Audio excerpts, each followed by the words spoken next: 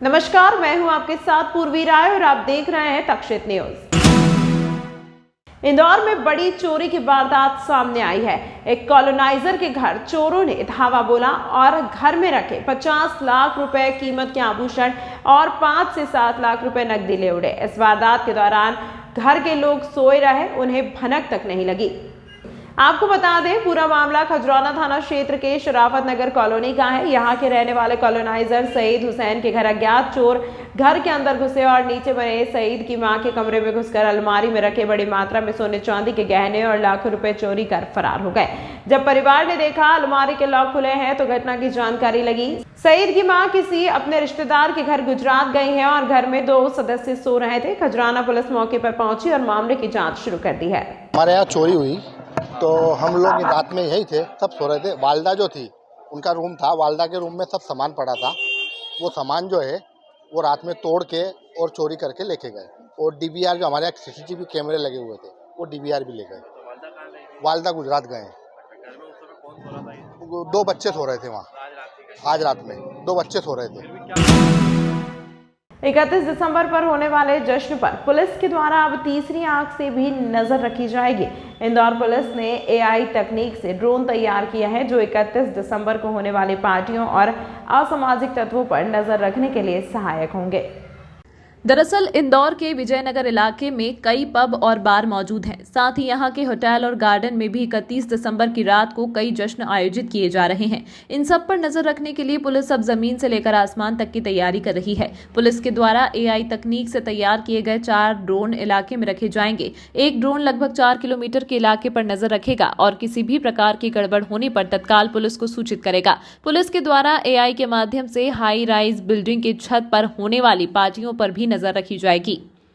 Indore police 31 की तैयारी को लेके विशेषकर विजयनगर थाना क्षेत्र में और विशेष तैयारियों के तहत हमारे द्वारा कई मोबाइल पार्टियां बनाई हैं और जगह जगह चेकिंग चलेगी चौराहे पे, जहां ड्रिंक एंड ड्राइव की कार्रवाई की जाएगी। इसमें एक और नई पहल सीपी सर के द्वारा की गई है जिसमें ड्रोन से पूरा नियंत्रण और निगरानी की जाएगी। इसमें विशेष तौर से जो ड्रोन तैयार किया गया है वो ड्रोन विजयनगर सर्किल के पूरे 4 किलोमीटर के एरिया में पूरा सर्चिंग करेगा। जहाँ कोई गार्डन है, जहाँ कोई बड़ी पार्टी चल रही है, 10 बजे के बाद म्यूजिक बज रहा है, या कोई वाइन शॉप है, या कोई पब है, इन सब जगह पे, या कोई मॉल है, यहाँ पे अगर कोई पार्टी चल रही है देर रात तक तो उस पर निगरानी रख के हमारे द्वारा कार्रवाई की जाएगी। इंदौर में 31 दिसंबर की रात को मनाया जाने वाला नए साल का जश्न देर रात तक आवाज में म्यूजिक बजाए पर जश्न में कानून का पहरा रहेगा। दरअसल इंदौर में नए साल के जश्न की तैयारियां कई जगहों पर की जा रही हैं, जहां पर कि लाइव म्यूजिक के साथ डीजे भी बजाया जाएगा। नए साल के जश्न पर प्रदेश सरकार का नियम भारी पड़ रहा है, जिसमें देर रात किसी प्रकार से तेज आवाज में डीजे और म्यूजिक नहीं बजाया जा सकेगा। इसके लिए पुलिस के द्वारा अलग अलग टीमों का गठन भी किया जा रहा है, जो कि लगातार पेट्रोलिंग कर ऐसे स्थानों पर नजर रखेगी जहां पर तेज आवाज में म्यूजिक बजाया जा रहा है। साथ ही पुलिस कमिश्नर ने अपील की है कि बाईपास पर गाड़ी पार्क कर रोड क्रॉस कर मॉल में जाने वालों पर भी पुलिस की नजर रहेगी। पुलिस के द्वारा अलग अलग चौराहों पर चेकिंग पॉइंट लगाए जाएंगे और यातायात के नियम तोड़ने वालों पर कार्रवाई होगी।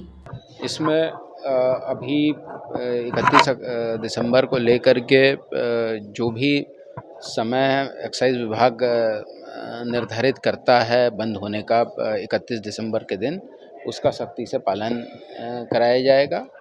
इसके अतिरिक्त एक्सीडेंट्स ना हो, विशेषकर बाईपास में फिनिक्स सिटाडेल मॉल में जहां पर अभी एक रेलिंग हट गई है जिसके कारण एक्सीडेंट्स की संभावना बताई जा रही है।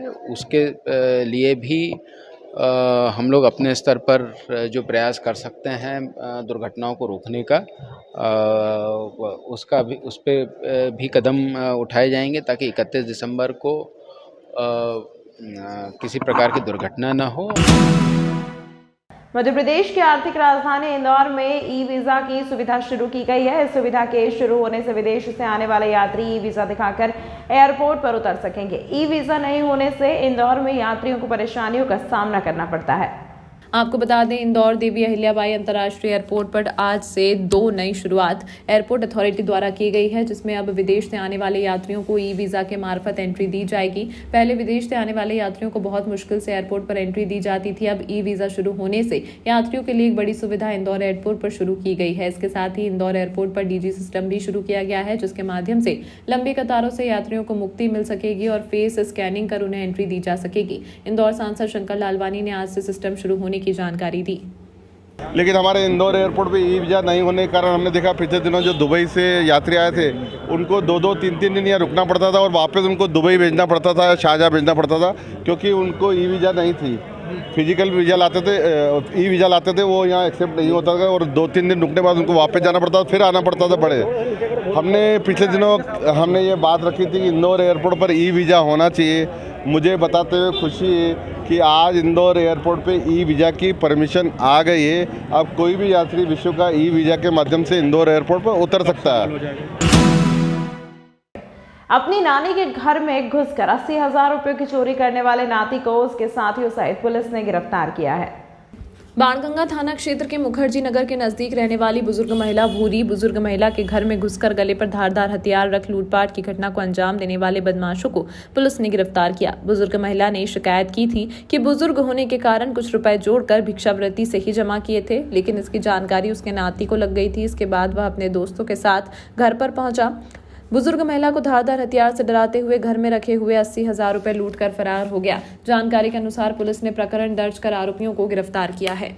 कल रात्रि में बाणगंगा थाना क्षेत्र के मुखर्जी नगर के पास रामदत्त का भट्टा है, वहां की निवासी भूरीबाई सोलंकी जो है थाने पर उपस्थित हुई थी और उन्होंने बताया था कि 25 तारीख को सुबह 8 बजे उनका नाती अपने 3 साथियों के साथ, जो उसके दोस्त थे जिनको वो पहले से जानती थी, इनके साथ उनके घर में घुसा है। अंदर से दरवाजा बंद करके चारों ने छुरे अड़ाकर उनके एक जमाई भी अंदर था, भोला रजक, उनको मारपीट भी की और उनके पास, चूंकि ये महिला भूरीबाई जो है भिक्षावृत्ति का कार्य करती है, पिछले 1-1.5 साल से लगातार कुछ न कुछ पैसे अपने पास जोड़ के रखी थी, तो लगभग 80,000 रुपये उनके पास रखा हुआ था।